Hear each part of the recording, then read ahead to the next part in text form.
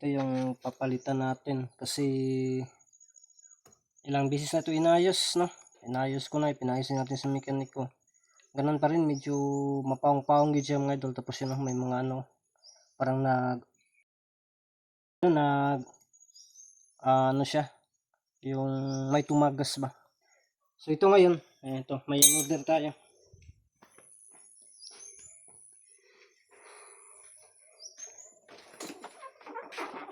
Ito yung motor ni Mrs. Order natin.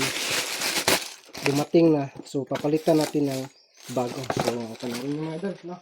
Kasi wala man tayo pera na DIY lang tayo, no?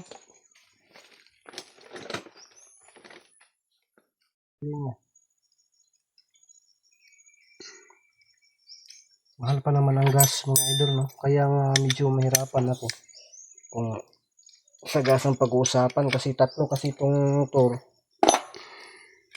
Kinakailangan kong matubilan. Ito, kinakailangan ko kasi na maayos talaga ito kasi ito yung gagamitin ko talaga pag mag-vlog ako. Itong motor na to.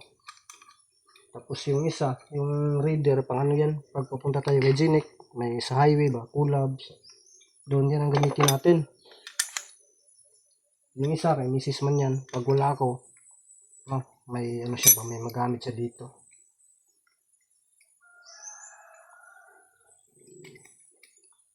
Ito, wala.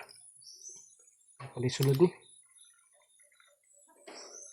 Damo pa sulod, oh. Tapos ang ipatulo. Tanggalin na natin na niya para di rin natin ibutang mga idol. Natin din isulod.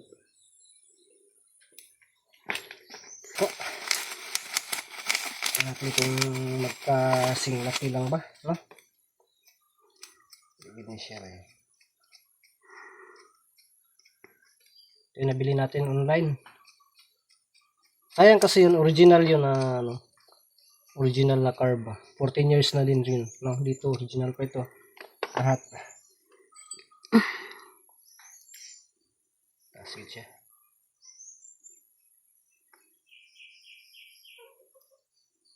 So, ito yung itataod natin.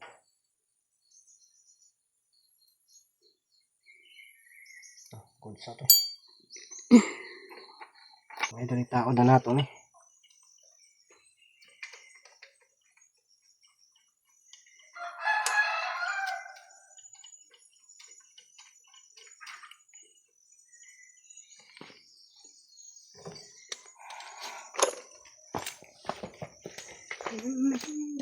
Ilay lang kami ito.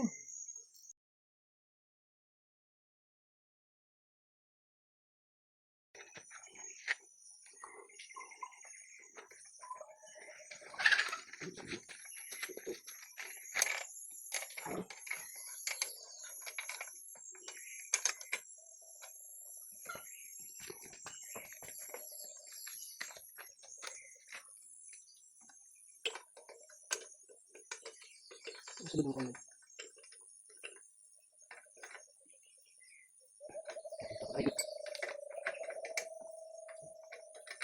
Gaan bisa. Siapa yang sakit na buat ya. Pus.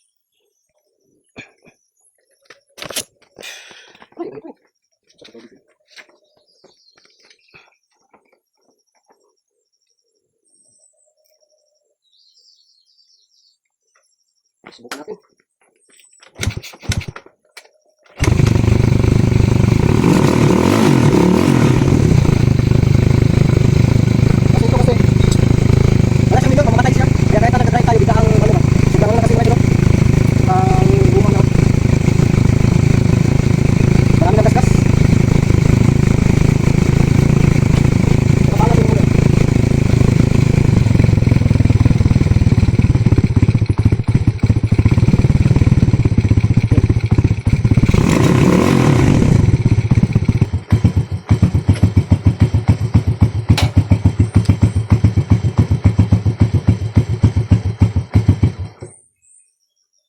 Namatay siya.